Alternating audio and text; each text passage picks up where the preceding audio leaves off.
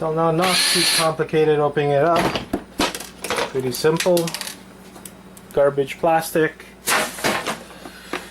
Oh, and we have some, I guess, some kind of heating element thing in here. So let's continue taking this apart.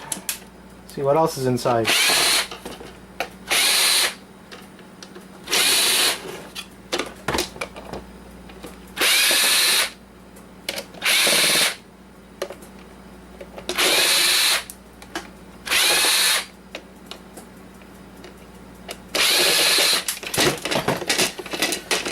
More garbage plastic, some screws.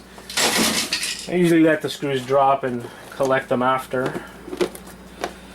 Let's see what we have in here. For sure this is the heating element, I guess. That's what it's called.